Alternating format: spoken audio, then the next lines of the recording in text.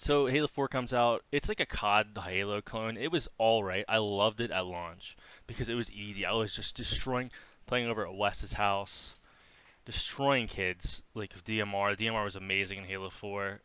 The Halo, I'm sorry, the BR was just trash. At first it was 5-shot instead of 4-shot. They eventually fixed that because the DMR was just shredding everybody that had a BR. But yeah, I really enjoyed it at launch. I really loved the sounds of the game at first, but they grew old on me quick.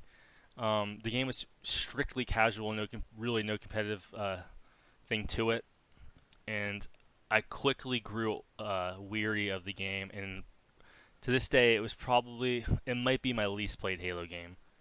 Um, I'm not sure why. Like in my opinion, Halo 5 may be, but since we're going to the subject, Halo 5 is a giant step in the wrong direction of Halo. I believe they just made it strictly competitive. Hired an MLG team that went from one extreme to the other, from Halo 4 to Halo 5. It was just too freaking competitive. It was so sweaty. Forced pistol starts. They made the pistol like the most overpowered gun in the game. 5-shotting people.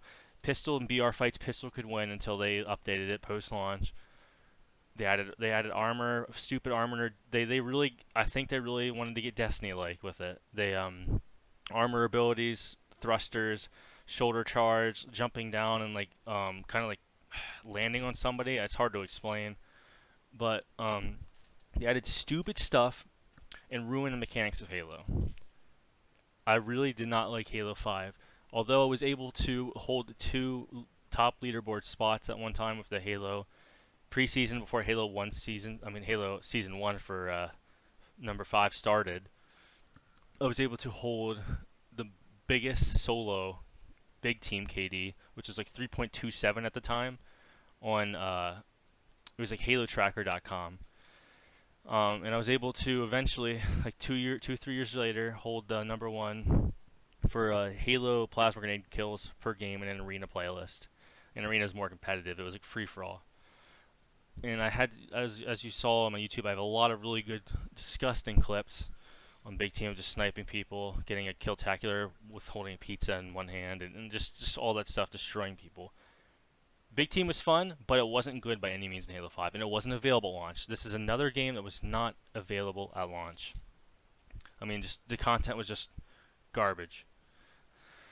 There was no big team at launch. The campaign was atrocious. They made you, it was like a Last of Us 2 effect before Last of Us 2 came out.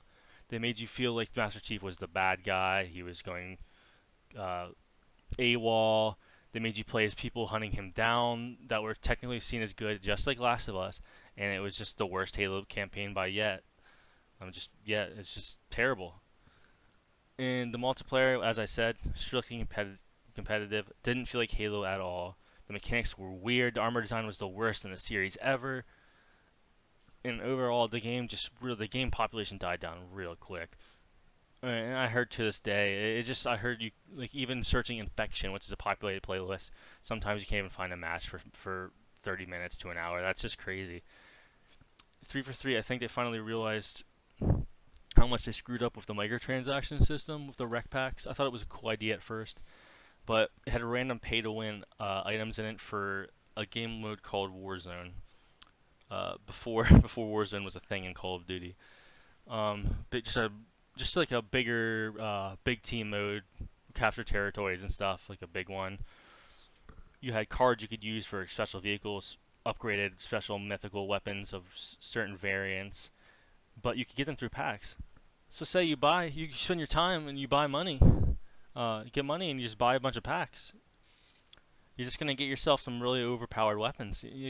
Hey man, I have like 15 of these extreme beam rifles that shoot twice at one shot, which is true. There is a beam rifle that if you hit the body shot, which is a one-shot kill because it has two beams. It was ridiculous, and you could earn it in game, but it would just take long, and it was randomness, RNG. Like you got stuff random, like loot boxes, and you obviously had to spend some time capturing, getting kills to be able to earn it again. You have to have enough points to purchase it in games.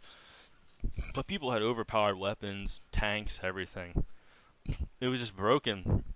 people realized it, and that game mode just died for me very quickly after launch. It was very unfair and unbalanced, not an example of what Halo should be. Halo is known to be the pinnacle of balanced shooters. So, bringing Halo 5 was maybe like a 6.5 out of 10 for me. That's really low for Halo. It just was not good. Not good. And a 3 for 3 finally realized it to listen to the community. And we can see in this new Halo Infinite multiplayer overview, I'm really loving everything from the multiplayer level design, the weapon design, the armor. The armor is the best in the series. Reach had great armor. This armor is like Halo Reach and 3 mixed. It is perfect. Like, it is beautiful armor. Adding bots, which I've wanted since Halo 3, that was a shocker to me. It very much a shocker. Adding new like damage effects, especially on the warthogs and vehicles, which was never in a Halo before. Like, why wasn't it? I don't know. Being a new warthog called the Razorback, being able to store items on the back of a warthog, and free-to-play multiplayer. You may say, "Oh, I don't know about free-to-play." Well, they explained how they're gonna do the microtransaction system. It's gonna be like armor coatings and stuff you can buy. You don't buy armor, you just buy like a design for your armor, but you can earn them in game too. But there might be special ones that are only available in the store. You expect that from a free to play game. But I'm really excited about the free to play thing because it's really going to open up the Halo to be the pinnacle of a shooter again. Big player base. They need to really update the anti-cheat on it because cheaters come in rampant, like Warzone is run rampant with hackers for Call of Duty Warzone. But I foresee this being a really good thing. Just obviously, you got to keep your skepticism of 3 for 3 in the past.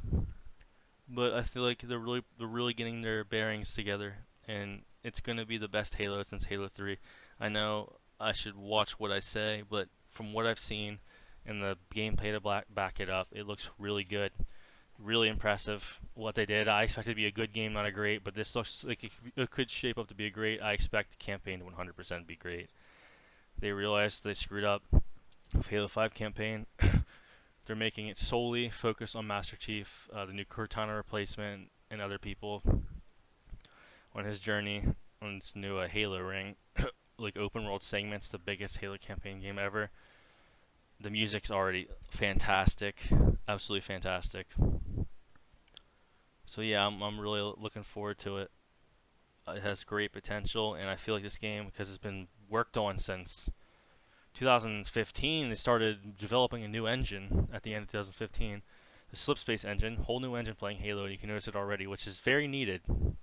First time the engine has been new engine has been used since Halo 1, and it really looks shaping up to be like a really nice looking engine. Graphics aren't top tier, but they're good enough. Been upgraded since the controversy last year, where it looked like a Roblox game at some points with the textures. But especially the armor. The armor looks beautiful. The armor and the weapons, man. They really did themselves. I'm definitely sketchy about the release date. Really am. The release date that's the only thing, man. The release date, it's holiday 2021. You can't afford to delay this game again. Halo fans have been waiting forever. This is the biggest drought, like ×2 in Halo history. You got to make this game worth it. It looks like it's going to be, but we won't know for sure until it comes out. But until then, I'm going to keep you guys updated on it. I'll be posting some pictures in this video, and I just look forward to it, and I hope you guys will be able to play it with me. Coming on Game Pass, and Game Pass is something that I'll talk about in my next video. We'll talk about the Xbox E3 conference. Besides, I won't mention Halo as much in this video. I'll mention Game Pass and my predictions for Xbox in 2022. It's looking to be great. Xbox is the best box to play on right now, as corny as it may be. Maybe people are, I still think they're blind, but they may be waking up to the fact that best console, best specs, Game Pass, like amazing value of a bunch of games, and the Starfield next year, and they just got a lot of exclusives on the way, starting with Psychonauts at the end of August. Well, that's it for my first podcast. I'll see you guys later. Have a nice day.